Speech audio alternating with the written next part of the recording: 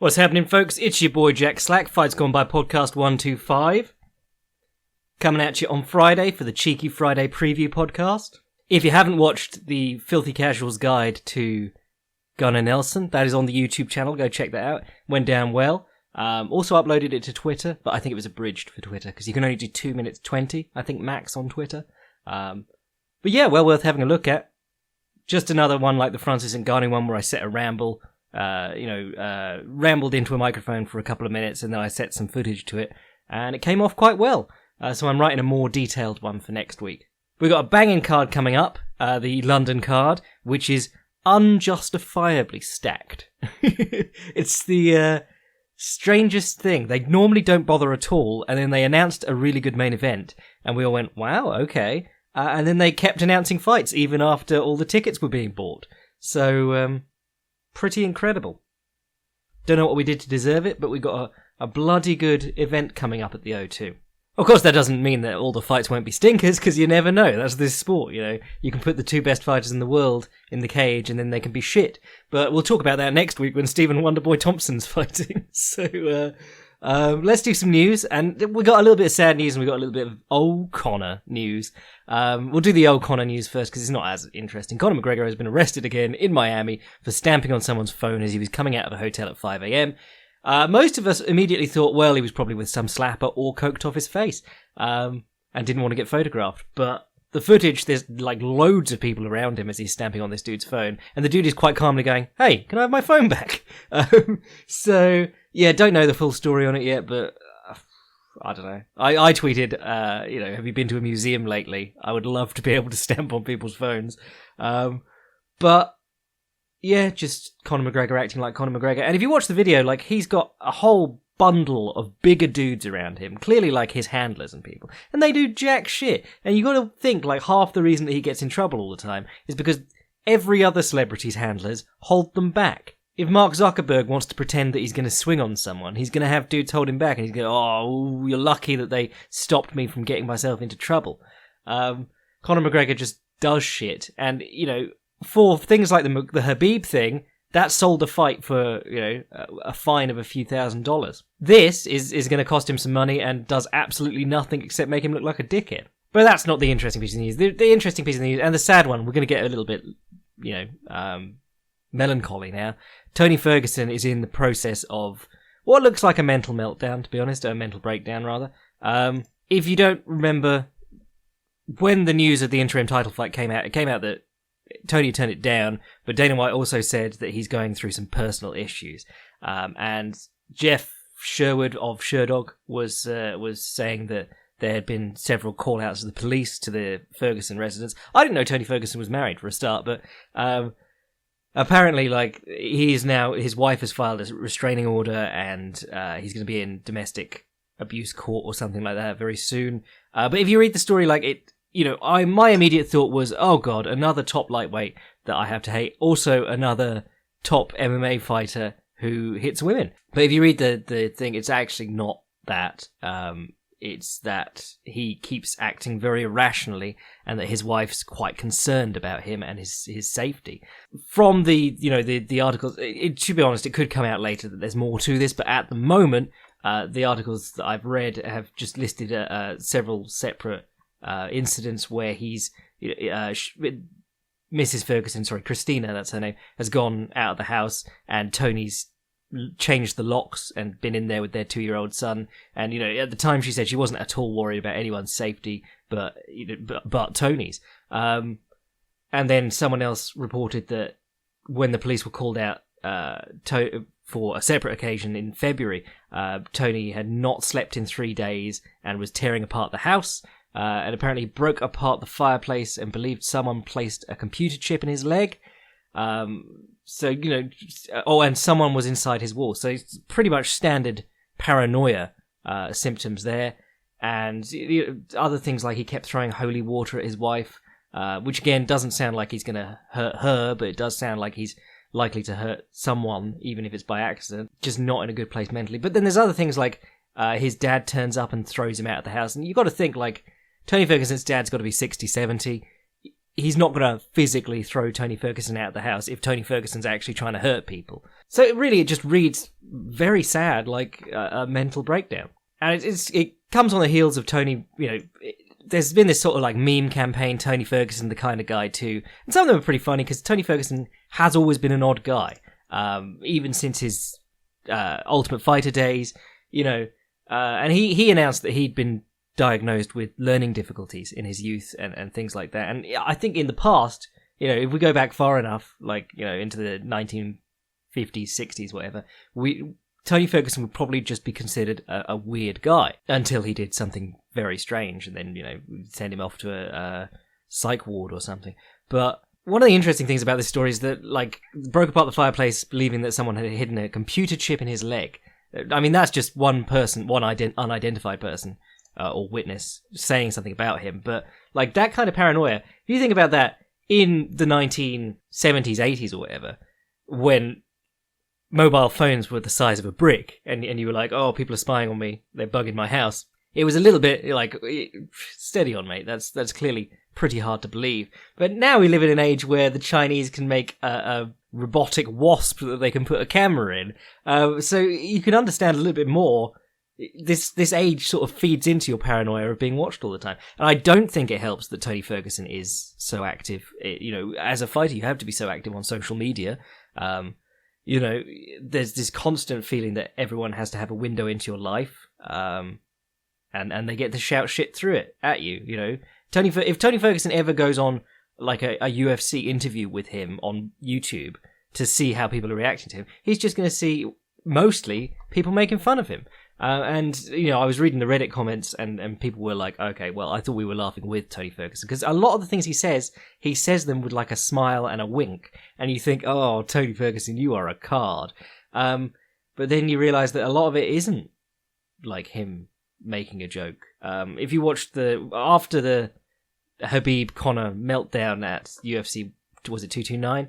And they let Tony Ferguson basically run the press conference for 30 minutes, and he said some absolutely hilarious stuff. I mean, even knowing that he's having mental illness problems at the moment, it still was objectively fairly funny stuff that he kept saying. But he was also sort of rambling, repeating the same points, and you were like, okay, well, he's been hit in the head quite recently. Was he dropped in that fight or wobbled? I can't remember, but Pettis did hit him with some hard ones. But secondly, he's also having an adrenaline dump from having the first fight in however long, and being ultra excited about having the fight of the night on what was the card of the year, probably. But yeah, as it turns out, he may just be a sort of paranoid, reclusive sort of fellow. I think, to be honest, being more reclusive would probably help him.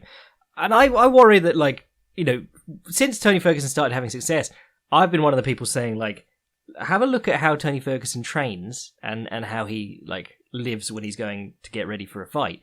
He's got this place on Big Bear that he's basically built himself, filled it with kit that he likes using. So he's got, like, a mukjang dong, the wooden dummy, and there's footage of him fucking around on that. He'll be working his elbows on a speed bag. Kicking metal pipes is a little bit weirder, but, those things that an MMA coach is going to say, why are you wasting your time with that? We've got to prioritize. If you've got energy to be working the mukjang dong, you've got energy to be drilling your wrestling or whatever, or you've got energy to be hitting the Thai pads. And I think Tony Ferguson's success is largely due to how he can motivate himself to do stuff that he finds fun. And I think there's a real argument for that, which is, sort of contrary to the current belief that as a sportsman, you're an athlete, you have to be prepared by a team of scientists, and you have to do exactly what they want you to do at all times. And it's all about making the most of the hours, and you're only allowed this amount of hours, or you're overtraining and shit like that. And Tony Ferguson's a real slap in the face to that philosophy. He is also a slap in the face to health and safety within the gym. He's always doing stuff that you think, oh my god, that's going to get you injured. But even more than that, like, I think I was watching, because I watched some of the Eddie Bravo series, the Mastering the System, I think it is. But Eddie Bravo has this web series that's like, he'll show 3 techniques on it, and then it'll just be a load of weird stoner stuff, the other stuff on it. But you get an interesting insight into him training with Tony, because Tony has him on as his jiu-jitsu coach, and they have quite a good relationship. And in the one after the Kevin Lee fight, when he scored, I think there were 3 or 4 triangles in the UFC that year. It's really a rare submission at the highest level now because you're working from a position of disadvantage. It's like when we were saying Tyron Woodley gets put on the fence, but he's normally good enough that he doesn't have to worry about it. And then he met Kamaru Usman, who was, even if he's on the same level, you're giving him a position of advantage to start working from by being on the fence. And that's what it's normally like with top and bottom. Guys on top have such a standard advantage that the guy on bottom is not normally that much better that he'll be able to triangle them. But Tony, wore Kevin Lee down and managed to catch him in the triangle. And Eddie Bravo was giving him his black belt, which is pretty much ceremonial in 10th Planet because, it's not actually holding your gi together. But Eddie Bravo is doing this little speech about how he got his black belt, and he said, because he very famously got his black belt after being a brown belt, going to Abu Dhabi, tapping out Royler Gracie, who was the favourite in his division because he'd won it the last, 2-3 times or whatever. And I think only ever been submitted by Mario Sperry, who's gigantic compared to Royler Gracie. And obviously he didn't go anywhere in the tournament. I think Leo Vieira won in the next round by the biggest point margin ever in ADCC. But Eddie Bravo was saying when he got back, Jean-Jacques Machado took the black belt off his waist and gave it to Eddie Bravo. And he waits for a moment and he goes, and this is that black belt. And he pulls it out the back of his gi and I'm giving it to Tony. And it was just really moving. And Tony was his usual hilarious self about it. But it was really touching because they've clearly got a very strong bond, the two of them. And there's another episode where Tony Ferguson's they're at his training camp. Eddie Bravo takes guys up there to work with Tony Ferguson, and Ferguson was saying he hadn't done a jiu-jitsu class in 10 years or something like that. And it's really interesting because all the professional fighters I know, and I don't know an awful lot on the UFC level, but all the professional fighters I know drop into jiu-jitsu sessions and things like that. Even if it's just an advanced session or something like that, they're all dropping into sessions to train with the people who are training there and get the extra rounds in and hopefully learn something. But Tony Ferguson was like, nah, don't bother with that. I just have people come to me and I work with them. So he's got a really interesting philosophy on training. He does it on his own and he brings sparring partners in and things. And I worry that that's going to be forgotten because people will just be like, well, Tony Ferguson was weird, that's why he did that. When in fact, that's how boxers train. You set up your camp, well, top level boxers, you set up your camp, you have people brought to you. Yeah, lots of people calling for him to retire and stuff. I think it's very clear that he needs help and he's been very reluctant to accept it. But I wouldn't, I'm not going to dig the grave thing with the Aldo thing, fuck the grave digger's ass. But I'm not going to say, he should end his fight career, but he should get some help first. He should take some time off. And if you need a positive example, because Tony's also said that he's been struggling with alcohol issues and things like that recently, but if you need a positive example, think of Fernando Terere, however you say it, the jiu-jitsu legend. And he basically, his career was cut short because he got substance addiction. I think it was cocaine that he was involved with, but and also mental health problems. And he ended up on the street, paranoid and homeless, despite having taught guys like Andre Galvao and basically any top Brazilian jiu-jitsu guy nowadays is somehow linked to Terere. But he got back to health, through the people that he had helped in his life. They all got together and basically tried to get him help, and eventually he got back to a normal place. And while he did it a little bit late in his athletic career, he still turns up at some tournaments. I don't know if he's Masters Division yet, but he still kicks ass, and he's back training people. And now he works in the favelas teaching underprivileged kids jiu-jitsu. So there's plenty of room for this to not end up being a really sad story about the guy who was, because if you've seen Tony Ferguson fight, he is on another fucking level, and you won't see anyone else fight like him. If you saw someone else fight like him, you'd go, "Who does this guy think he is? Tony Ferguson?" So don't get too upset and worry about what we've missed out on yet. And the other amazing thing is that this shit's been going on since late 2017, early 2018, and he's had fights in that time and looked like a consummate professional in the cage. I suppose that's just where he's comfortable. Everyone can sort of fake it at work. So yeah, rambled on about that a little bit, but mental health, mental well-being rather, is important to me. Well, it's important to anyone who's ever known anyone with who's had some kind of breakdown or anything like that. But also just one of my favourite fighters, and also just a guy who's in the top position in the sport right now. At any point, he could step in and fight Khabib or Conor or whoever, and be, pretty even on the betting, or at least with the people who know, he'd be like, yeah, he's got a good chance. So it's very weird, but I truly hope for the best for Tony Ferguson, because he's never seemed like a particularly, he's never come across as a bad dude. He's always come across as very intense, but I mean, I wrote a glowing article about him a couple of years ago, and he was like, Fightland, send your 3 best journalists, I'll fight them, and if they can last a round, you could have an interview. And it's like, thanks, Tony, but this was an incredibly positive article about you. And of course, the tweet was all caps on the first letters. I think he'll get help, and he'll always be a little bit strange, because he is a little bit strange. But yeah, I hope that the UFC work with him on this, because the other thing that he's clearly been feeling slightly betrayed, because he then, like, his only comments since that have been to tweet out a quote of Dana White saying, anyone who wears sunglasses indoors deserves that to happen to them, joking about Tony Ferguson tripping on the cable when he was wearing sunglasses at the press conference, and Tony Ferguson pointed out that they were prescription sunglasses, and he needed them to see. But, Tony Ferguson has felt pretty betrayed by the whole interim title thing, and so on.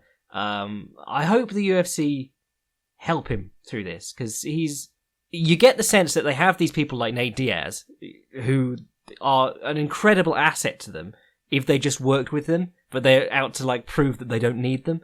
But, prattled about that for a while. Get well soon, Tony Ferguson, you legend. I also hope that there's nothing more sinister to that story. There's nothing about actual domestic violence out there yet. I hope that's not the case. But then this week I tweeted out, why does no one know who Marlon Sandro is? He's just Aldo's crying cornerman. He was really good for a couple of years there. He was like the number 2 featherweight in the world. And then people were like, oh, might want to check what he's been up to lately, Jack. And I quickly Googled him, and it turns out that he'd, like, tried to murder his fiancée, who was the translator when Aldo said, fuck the gravedigger up the ass, apparently. So it all connects back, but yeah, tried to murder her and is now standing trial. So I was like, Jesus Christ, what is wrong with people? Whoa, what a dark thought to end that on. Anyway, let's talk about the fights this week. Let's talk about something fucking positive for a change. Hey, we got a Pancrase 303. Well, they've been going a while. And then Titan FC is on too. Oh, Titan FC, they used to have Tim Elliott. If you watch Tim Elliott's fights in Titan FC, they were hilarious. It was 5 rounds of Tim Elliott fighting guys who weren't good enough strikers to knock him out, and weren't good enough grapplers to deal with him because he's Tim Elliott. So it's just Tim Elliott throwing weird push kicks and spinning into back fists for 5 rounds. But anyway, we'll talk about this Till versus Masvidal card. We're on ESPN Plus. Oh my goodness. That means we're getting no throwing it back to the desk, no bollocks in between cards. In between fights, rather. So, the pace on this will be banging. Let's go from the bottom. Mike Grundy versus... Okay, I don't know all these... Hey, Priscilla Cachoeira. I do know all these people. Priscilla Cachoeira versus Meatball Molly. I can't tell you anything except that Cachoeira is very, very bad.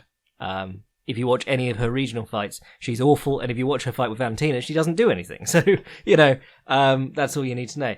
Dan Ige versus Danny Henry. Tom Breeze is back versus Ian Heinisch. Man, we're just going to go into the ones I actually know and can get excited about. Mark Cherkasy versus Joe Duffy. That's a good one. Joe Duffy is obviously coming off the loss to Michael Vick. I said Michael Vick again. Sorry, James Vick. And that was one where he was looking really actually very smooth. Joe Duffy has buttery smooth hands. And that just shows sort of like the level you're dealing with in boxing.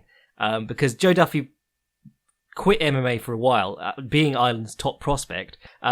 And he took a break in, when was that? That was 2011 to 2014, he had no fights.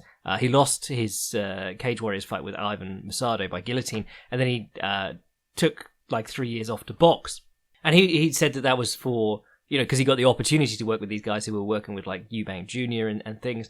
And basically, if you read his boxing record, he fought exclusively cans. Because that's what happened in boxing. And, like, no one was ever making noise about Joe Duffy being an actual top boxing prospect. But he did get to train with guys like Eubank Jr. And spar with people like that. And it really comes through when you watch his hands. They're fucking sharp. And combine that with his excellent use of a knee when the guys level change. And he's got some interesting kicks. He'll throw up wheel kicks and hook kicks and things like that occasionally. But mainly it's his hands. They're lovely. He's got a good jab. He's got the kind of jab where it's not like wicked fast, but he does land it quite well. And he also uses it to step well. If we contrast that with like Jorge Masvidal, who's fighting in the main event, when you watch him against Wonderboy, his thing is like he fights from a very short, high stance, like a Thai style stance, with a very light lead leg, trying to sort of teep the lead knee, and his hands like double forearms guard right in front of his face. And he's known for a jab, but he doesn't make much distance with the jab normally. He's normally just flicking it straight out of his stance. Whereas if you watch Joe Duffy, he's actually pretty good at using the jab to make some distance. It was really obvious when Masvidal fought Wonderboy, because he just couldn't make the distance necessary. But then, not a lot of people can against Wonderboy. You really need a good double jab and to be able to cover that distance well. Rob Whittaker did well in the early part of their fight with a double jab, and then just got beat up, because he's really changed over the years. If you even watch him against Uriah Hall, he's still very swingy, and then in recent years he's just sharpened up so much. But we're getting off the topic of Joe Duffy now. So Joe Duffy and his opponent is Mark Cherkasy. Mark Cherkasy, he's been undone a couple of ways now. He lost that close decision to Drakkar Klose, which I honestly can't remember all that much of.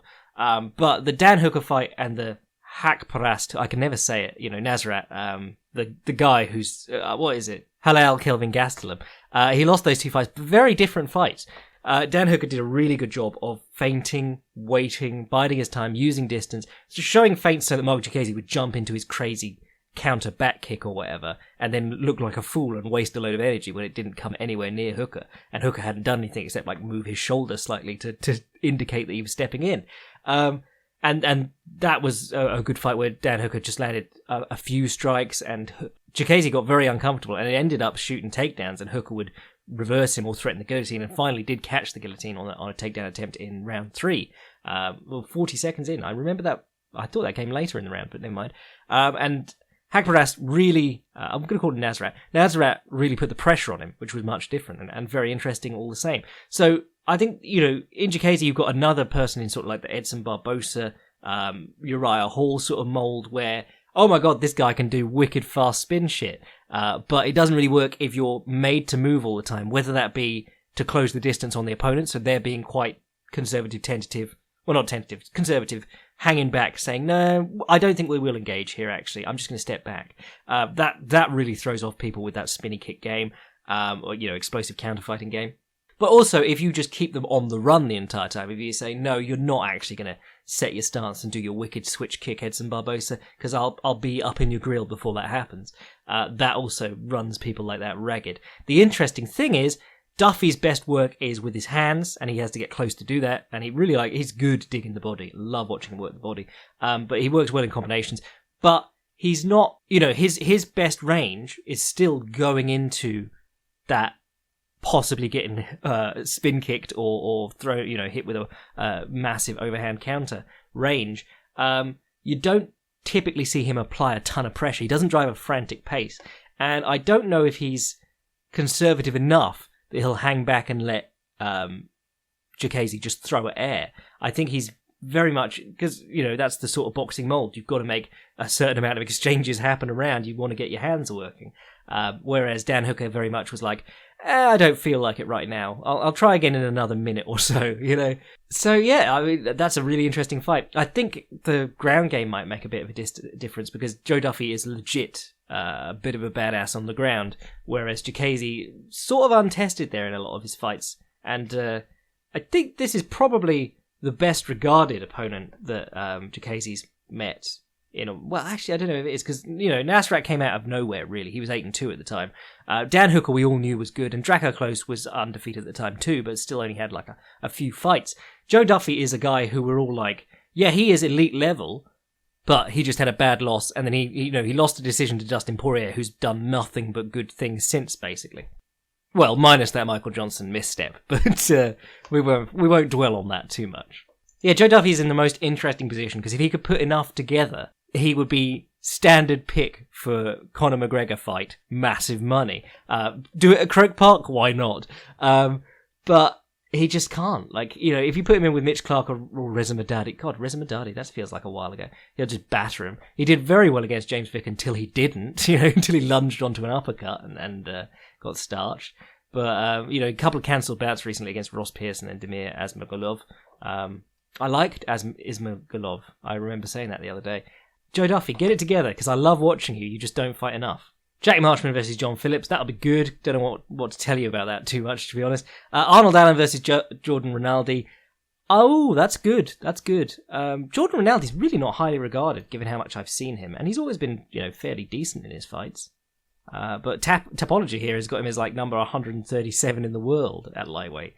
Which maybe just tells you how beastly lightweight is. But he beat Jason Knight quite recently, which was an interesting fight. Lots of interesting guard retention, and there was a couple of jailbreak escapes in that fight by Jason Knight, but Knight just kept ending up on the bottom.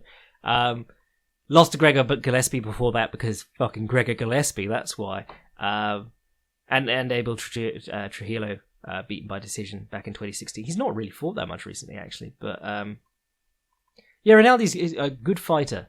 He's really weird to look at. He's I call him lightweight Forrest Griffin because he's all upper body and no legs. Well, he's like Forrest Griffin's upper body, but on a skinny pair of bantamweight legs. But Arnold Allen, I'm always going to bear sort of a grudge against him because he's the reason that Mads Burnell is not in the UFC anymore. And Mads Burnell kicked his ass in that fight until Mads Burnell jumped into a guillotine by accident. But Mads Burnell has been killing it in Cage Warriors lately. I think he's 2-0 in his run there. Yeah, he beat Lucas Rajewski by rear naked choke in round 1, and then in 50 seconds he Japanese necktied another lad. So his grappling's going well. Even though in the Arnold Allen fight he was coming out of the cross guard and boxing him up, and I was like, this is the most interesting fighting style I've ever seen. Can't wait to see more of Mads Burnell. And then the UFC were like, you lost, even though you won your last fight before this. We're cutting you. Very strange cut by the UFC, but I expect we'll see Mads back soon. Meanwhile, Arnold Allen, even though he'd been off for about a year before that Mads Burnell fight, he had some good wins on his record. Like Marwan Amakani played his part in derailing that hype train.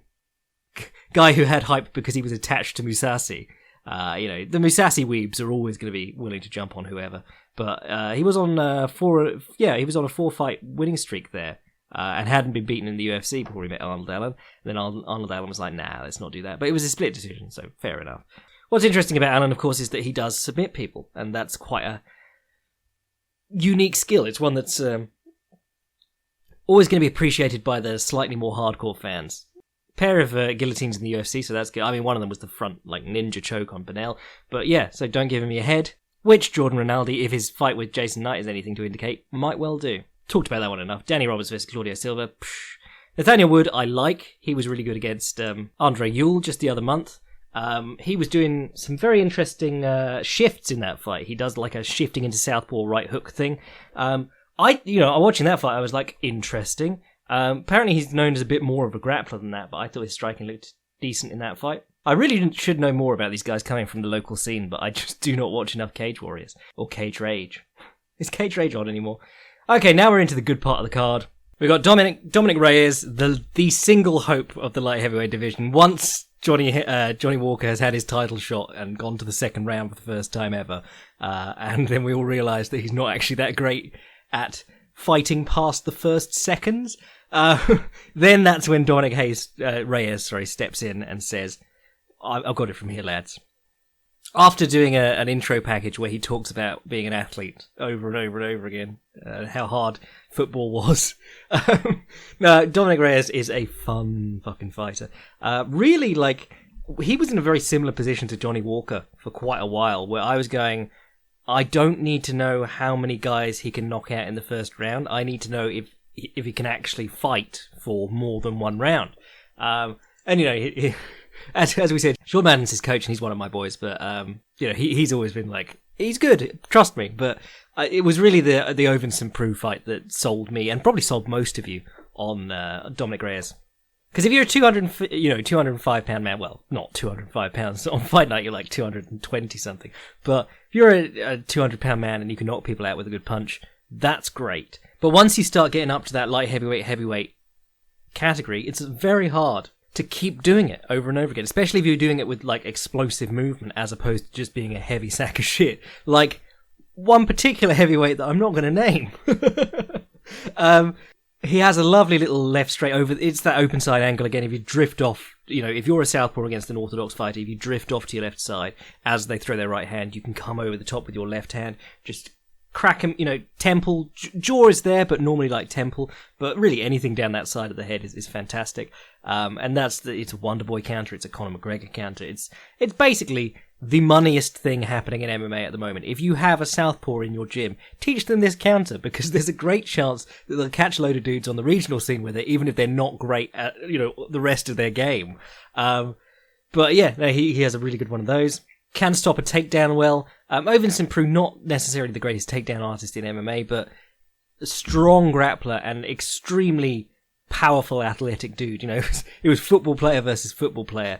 But to stop Ovinson Prue basically being able to do anything that he wanted to at all during that fight was very impressive. And then he knocked him down in the last seconds of the fight, and that basically would have been a KO if the fight had gone any more time. So very impressed with that. Obviously benefits enormously from that southpaw double attack, has a fantastic round kick, can just pound people with that. And if you have the threat of that always being there, leave your liver open for a second and I'm going to tenderize it, that's also very useful to have.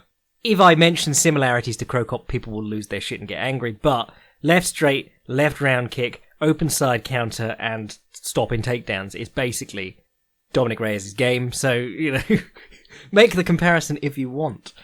There was that fight with Jeremy Kimball, which went, again, another first round finish, but Jeremy Kimball, not a great fighter, generally, not a world beater, but definitely didn't really have anything that would threaten Reyes on the feet, but ran into fence and leaned on him fairly effectively. Ended up getting rear naked choked, but, that told us a little bit about Reyes' grappling and takedown defense, but it also told us that you can bum rush him to the fence if you're desperate.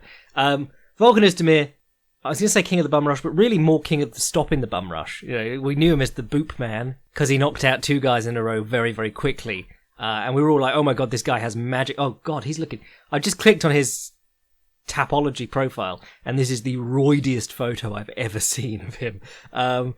But he had those 2 wins over Misha Serkinov and Jimmy Manuwa back-to-back that were 28 seconds on Serkinov and 22 seconds on Manuwa.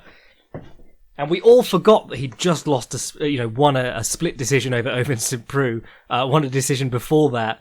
Last knockout was in 2014 on the regional scene, but we all just forgot it. We were like, oh yeah, no, this guy is magic now. And then he fought Daniel Cormier and was just manhandled. Fought Anthony Smith, and then Anthony Smith didn't succumb to magic power and outlasted him, basically choked him out in the 3rd round. I honestly don't remember as much of that fight as I think I should. It was sort of like, we all knew watching it, we were like, Anthony Smith is not beating John Jones, but it was like, oh my god, this middleweight just came up, your scariest power puncher, or allegedly one of your scariest power punchers, just went at him for 3 rounds and gassed and got choked out. Now, the Daniel Cormier fight was an interesting one from Ozdemir because I liked what he was showing in it. He was like showing the jab, trying to get DC to duck down to his left side, and then coming with a left uppercut immediately off this faked jab. And it was working nicely, but DC really shut him down well with the hands extended, checking the hands all the time, and just being able to pick up the leg whenever he wanted to. DC jabbed him up in that fight, actually. He was going from like double palm control to just shooting that jab down the centre, exactly like he did to Miocic. I think Ozdemir is pretty much an overachiever. I think he's ended up where he is because of a couple of weird knockouts over Serkinov and Manuwa, who in the grand scheme of things turned out to be a little bit chinnier, especially Manuwa in the early going. We all know, basically we know now, if you get on him early, you can overwhelm him and crack his chin. But Serkinov has also been stopped in like seconds just the other day. I think both of those guys are people who take time to get comfortable and into the fight. And if you watched it, like, especially actually both of them, I remember watching them going, I'm not super impressed. Like, and it was all like, oh my god, just behind the ear is where he caught Serkinov, and oh, if you take one of those, and you're just like, especially the Manuwa one, you're like, he was just sort of spazzing out of a clinch. It wasn't a great set. He didn't like set him up and drop a bomb on him. He was just like, Arnie sounds and swinging his hands. I think for Reyes, slam in those high kicks and middle kicks early. Keep Özdemir's right hand up, shoot left straights down the centre if you get the chance, and carry him into the later rounds, because he was not at all scary in like round 3 against Anthony Smith. It was not like, oh my god, if I get touched, I'll be booped. But, you take him into the second, third round, and as you've now proven, your man can go 3 rounds comfortably, and keep shucking off Ovinson Prue. Take him to the third round and batter him there, is what I'd say. Now we're getting into the stuff I'm really fucking hyped for. Leon Edwards versus Gunnar Nelson is a great fight, and Darren Till versus Jorge Masvidal is a great fight. We'll talk Leon Edwards, Gunnar Nelson, because after this I'm going to put out like a little ramble video about Leon Edwards, but I put out one about Gunnar Nelson this week. Nelson's interesting because for a lot of his career it has just been bounce, right hand into the clinch. He's not a particularly great striker. He'll throw the odd side kick with his lead leg to the midsection, but it's been right hand into the clinch and then the takedown, and if they throw their hips back, he grabs the double collar tie and tries to knee him. Problems came when he met Rick Story because he couldn't take him down. He took him down in the first round, and Rick Story immediately got up, and then every other time Rick Story would get his hips back, put his head in front of Nelson's, shuck his hands free, and as Nelson was trying to grab a hold of the double collar tie, he'd just slam in body shots to Nelson's midriff. Low kicks really helped him in that fight too, but you saw you can watch the little video I put out, but if you've not seen the fight in a while, the bouncing really doesn't hold up over rounds. You're relying on your calf explosivity to be able to carry you in and out. And Nelson comes down off the balls of his feet and he starts standing there and he just can't get away. And it really shows when he throws his right hand, and if he can't fall straight into the clinch because he's worried about getting battered there, he tries to just step straight back. And that's when Story dropped him, and he was eating left hands over the top every time. The other one, of course, was the Damian Maia fight where Maia moved into the fence and took him down very quickly. Some guy was telling me that Gunnar Nelson didn't try to strike with Maia and treated it as a jiu-jitsu contest. And you can literally watch Gunnar Nelson stand in a striking stance, try and move away from Maia, try and fire punches at Maia, and then get single-legged and pushed to the fence, because that's what Damian Maia does. And if you're not a really top-level wrestler, you're not going to stop him. But the one that we don't really like to count is that win that Ponzinibbio has over him, because Ponzinibbio did just... There were about 8 fingers in the eye in that fight. It's just like, push his head, slam the fingers in the eye, right hand, again, rinse and repeat. What I did like was his work against Cowboy Oliveira recently, who also cheated his ass off, but that's what Cowboy Oliveira does. But he did a nice bounce into left hook, which is a favourite of Kyoji Horiguchi now. Kyoji Horiguchi started out with just lead hooks. If you watch him, he looked like a really clumsy Kid Yamamoto back in his Shuto days. And then he started remembering his karate and getting back to it more and using the bounce. And now he does this thing where he bounces in, so both feet bounce into range, and then he drives off his back leg to land the left hook and steps forward with his right leg to follow in. And he cracked Ogakubo with that a couple of times. He caught tension with a couple of leaping left hooks. Well, I say leaping, but bounce and then go into the left hook afterwards. But bouncing into the right hand is probably more familiar to most karateka because that's how you score a point in competition. The left hook isn't a thing in point karate. But yeah, really nice left hook onto his hips and straight to the fence, and then use the fence to get the takedown, which is probably going to serve him better against wrestlers. I think if he put Story fought his way up against the fence, but I think if he could work effectively against the fence and use clinch striking and striking on the breaks, he could have done better against Story than he did otherwise, where it was like, try and grab him out in the open, he throws his hips back, go for the double collar tie, get body punched and kneed. And the great thing about Gunnar Nelson, I remember this, the very first time I saw Gunnar Nelson was live at the O2, I think. Maybe it was before that, but I'd heard a lot of good talk about him. And who was he fighting? It was some Russian dude, but he shot a left straight from southpaw stance straight into the takedown, and I was like, oh, punch and clutch, I like this lad already. He goes knee on belly, immediately mounts, and then he holds the mount and drops elbows until the final seconds of the round. Then he goes knee on belly again and catches the guillotine and goes to his back, which is what you do because you don't want to go to your back early in the round, because then you can lose the round if the guy gets his head out or just stays on top of you. If the judges are really bad, he could stay in the guillotine all round and still win on top position. But Nelson waited, did as much damage as he felt he could from the top position, and then said, okay, well, now I'm going to try and bait a submission. Went to knee on belly, the guy turned into him. This is probably about 30 seconds left in the round. If the guy gets top position, he's not really getting anything out of that. Nelson immediately snatches up his neck and gets the guillotine, and I was like, that is a smart fighter, I like him.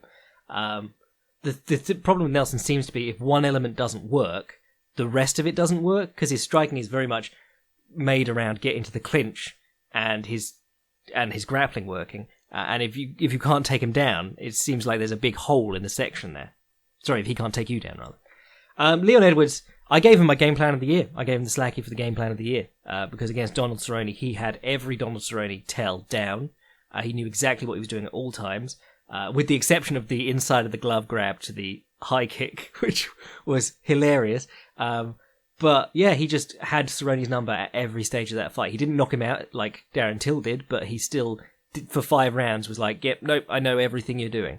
Really liked his, Donald Cerrone, if he has like a bit of doubt, he'll duck his head and just dive straight in for like a high takedown. And it's really not set up very well, but he does catch guys with it. Like it was a big move of his at welterweight. But Edwards would get his head in front of Cerrone's, clamp down the overhook, get the bicep tie on the other side, and then knee from there. And he worked really well. And then as soon as Cerrone started trying to pull away because he was getting kneed in the gut, Edwards would crack him with the elbow on the break. Really good work. So this is why I'm interested in how Nelson works into the clinch in this fight, because Edwards is very good at elbowing on the breaks, and he's a surprisingly good wrestler. I think the heavy hands lads used to call him a stealth wrestler or a secret wrestler or something like that, because he came in with an immediate knockout in like seconds in his first fight, and everyone was like, oh, Leon Edwards, top explosive striker, and then he just wrestled for most of his UFC career. But if you watch the first round against Kamaru Usman, it's really quite interesting, because he does very well at stopping Usman from just doing whatever he wanted for the first round. And then as he, you get into the second and third round, he gets a bit more tired.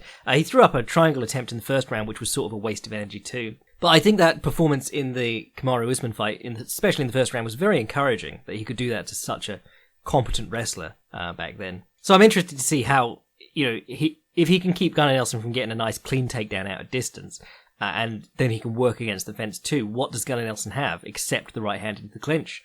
And Leon Edwards, really good work as a southpaw against Cerrone, landing the open side counters, landing left hooks over the top, long left hooks over the top of Cerrone's right hand. Very good at just giving ground and bouncing back with strikes too. So yeah, I'm wondering if he can keep the fight on the feet. Can he use his variety to take Nelson apart? And the thing is that the bodywork slowed Nelson against Story. Most of Leon Edwards' work against the body has been done as like a counter-grappling thing, like the Cerrone fight where he's knee in the body. So if he can wait on the right hand, or if he just guards for the right hand, or slips the right hand and then expects the clinch, maybe he can land some body shots there. That's how Story did it. He just landed body shots in the clinch after the right hand. Story's solution was to just take the right hand on his face, because he's Rick Story.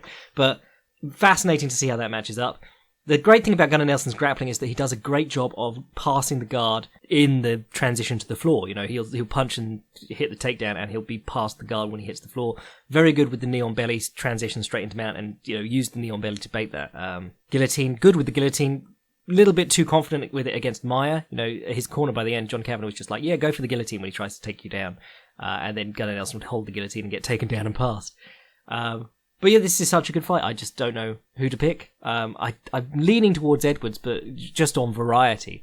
But Nelson's a minimalist, but he does it so well. That's the thing. And then Till versus Masvidal. This is an interesting one, because Darren Till, we're all like, yeah, nope, been exposed now. But he was exposed as not the best heavy welterweight in the world, which is not a terrible thing to be exposed as. A lot of people picking against Masvidal based on the Thompson fight, because he had so much trouble with that distance. He did some interesting things to try and change things up occasionally. He picked up a single leg, drove to the fence, and then immediately dropped it and started swinging. Wonderboy, very good at getting the fuck out of dodge if he feels the fence anywhere near him. And that's, another big difference between him and other karateka like Scoggins, Gunnar Nelson, people like that. He actually really pays attention to where he is in the cage. And if he's ever too near to the fence, he's like, won't bother swinging or trying to counterpunch now, I'll just run. Which was a big Junior Dos Santos problem, where I'm getting too close to the fence, but maybe this counterpunch will knock him out before he drives me into the fence. Masvidal, really, the performance we all remember him for is the Cerrone one, because he just played Cerrone like a violin. He covered up, nice high forearms guard, coming in behind the raised knee a lot, just wedging his way up the centre. That was a real joy to write that article after the fight, because he was just showing that straight hitting truly does get Donald Cerrone's plums. Donald Cerrone has always had this loopy punching form, and all his kicks are round kicks. The only thing that you really have to worry about is the knee, the intercepting knee, like, who was that mug?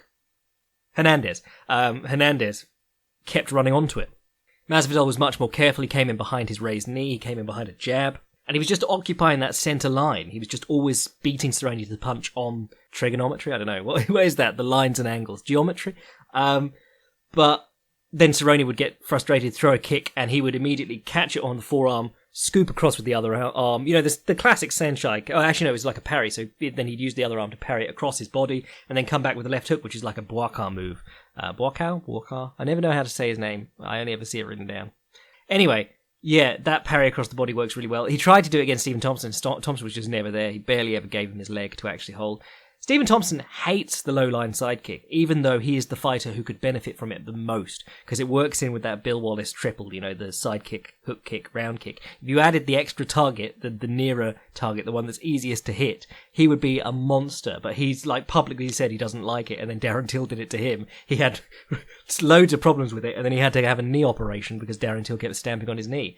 But Jorge Masvidal tried that in the Thompson fight, and well, we're getting too much into it now, and it's coming out in the next Filthy Casuals guide, which will be dropping on the channel in next week sometime. Unless I call the Leon Edwards one a Filthy Casuals guide. I don't know. I'm bad with titles. You know this. You've followed me long enough to know that I'm shit with titles. Till is interesting, because I think I think Tyron Woodley being who Tyron Woodley be, really hurt his confidence in that fight. You know, I'm sure he's insisting that he's ready to go again now, and he's confident and everything, but in that fight, he threw nothing but feints in the first round, and then he went back to his corner and they were like, we need you to throw something, and he immediately went out without feints and threw the strongest left hand he could in the second round, and immediately got countered. This is what we're always talking about. We were talking about it before Usman fought Woodley. The feints have to look like the real strikes, and the real strikes have to look like the feints. Otherwise, it's two different things, and the guy knows when the punches are coming. And to do it, you have to be confident and convincing, and that's the hardest part. Because you've seen how brash and confident Darren Till is, even against scary, scary men. You know, the best fighters, well, not the best fighters in the world, but some of the best fighters in the world. And it all evaporated as soon as Woodley was like, I might high crotch you, I might knock your head off with my right hand. You don't know what's coming. I think, you know, he could...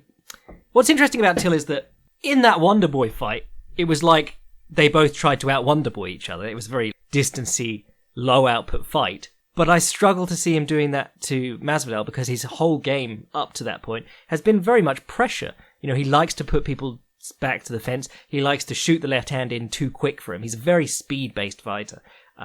And then he, you know, if they reach out at him, he'll do the McGregor bounce back and left hand thing. He likes to step in deep on elbows and things like that. He likes to chop away at people's legs. And not a big combination hitter. And I think that's really something that might be a problem against Masvidal, because I remember watching Masvidal against Melendez back in the day, and people were mad about Melendez's boxing. This was the one that you always pulled up. Like, did you see what he did to Jorge Masvidal, who Tyron Woodley says is the best boxer in MMA? And what he did was, and this is the one that I picked up on and was immediately, when Benson was asking about a fight with Melendez, I was like, yeah, you want to watch this one? Because literally, Melendez threw like 200 strikes in that fight, but it was all boxing, you know, 1, 2, 3, 2. It was always ending on the right hand. And all he had to do was throw volume, and Masvidal would cover up and then not get a counter out before Melendez was gone. And that's Masvidal's thing. He's very good at covering up and very good at moving his head, very good at keeping himself quite well protected, and then going, ha, you didn't hit me, but then not doing anything back. You know, he's very good at defending himself and then saying, I feel like I should have won the decision based on my defense. Someone put it to me on Twitter the other day that Masvidal has a preconception of what a fight should be before he goes into the fight, and then decides whether he's won or lost based on that, rather than actually fighting to what judges and fans need to see to say that you've won a fight. I think it'd be very interesting to see what Masvidal can do to switch things up, because Till is so big for the weight class. You know, he's going to be punching up a bit. I don't know if his reach is longer, but certainly the range will be affected. Masvidal, as I said, likes to shoot jabs straight out of that short, high stance. Steps deep on them occasionally, but a lot of his work is done from that very short, high stance. And doesn't really come back with counters all that effectively a lot of the time, unless you really stand in the kitchen with him after you throw him. It could be a case that he just can't get inside of that left straight. But again, Till doesn't really do a lot of combination hitting, so if you're just keeping your head moving, worrying about when that one punch comes, you might be, you know, well, Woodley timed in perfectly with the counter. Very interesting. And the other thing is that Jorge Masvidal isn't a guy to get skittish if you get out and start feinting at him.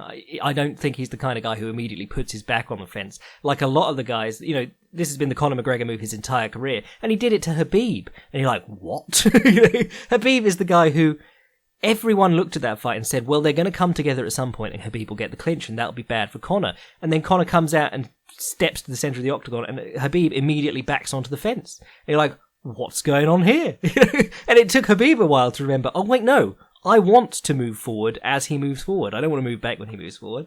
It really does mess with people. If you immediately take the centre of the cage and you actually do something with it, as much as we're used to Mike Goldberg going, takes the centre of the cage and then nothing happening. If you actually take the centre of the cage and fluster dudes, it really can play havoc with them. And that's a good part of why McGregor's finishes, has so many finishes. That's a good part of why Darren Till just murked Donald Cerrone. I think there's every chance of this one declining into like a side kick to the knee off, though, because Masvidal was trying it against Thompson before Till did. And Till's now decided that that's the best move in MMA. So, there's a lot of moving factors here, but I think I've not really been convinced by Masvidal at welterweight, to be honest. When did he move up? Hold on. He strikes me as like that sort of Chael Sonnen type of fighter, where it's like, take 4 fights at a weight class and then go, no, actually, my real weight class was the other weight class that I've just come from, and then go back there. Donald Cerrone's just done that recently. Yeah, he got the decision over Ross Pearson in 2016. God, that's a while ago. Cancelled that with Gastelum. That's a shame. That would have been a good one. Beat Jake Ellenberger very, not convincingly, because Jake Ellenberger's toes got stuck in the fence.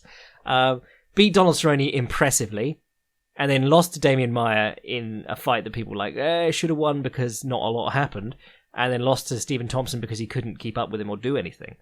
So his welterweight run hasn't been super impressive. Oh no, the Pearson one was at welterweight. Oh, and the Larkin one, which he lost, and then Benson Henderson. Oh, I remember that was at welterweight too. So yeah, I've not been super impressed by this whole thing. I think Masvidal is a fighter that everyone sees technical excellence in, but who very rarely actually follows up on that and says... It was interesting because I was watching the Thompson fight and the commentators were like, no, well, Masvidal's a crafty veteran. This is entering like the third round. They go, he's a crafty veteran and he finds ways to win. And you're like, have you ever watched a Jorge Masvidal fight? When does he come from behind and knock people out? He does well, and then if it goes very well, he wins. And if it doesn't go very well, he mean mugs, doesn't get hurt too bad, and then says, oh, why didn't I win? Anyway, I prattled on for an hour now. I had a load of questions I was going to answer, but I suppose we'll do them Monday. I'm your boy Jack Slack. If you want to support the Patreon and keep me doing these twice a week, please do. If you want to see what I'm up to at anytime, fightprimer.com. I'm trying to do a better job keeping that up to date now. And if you want to send an email to the podcast, fightsgonebypodcast@gmail.com.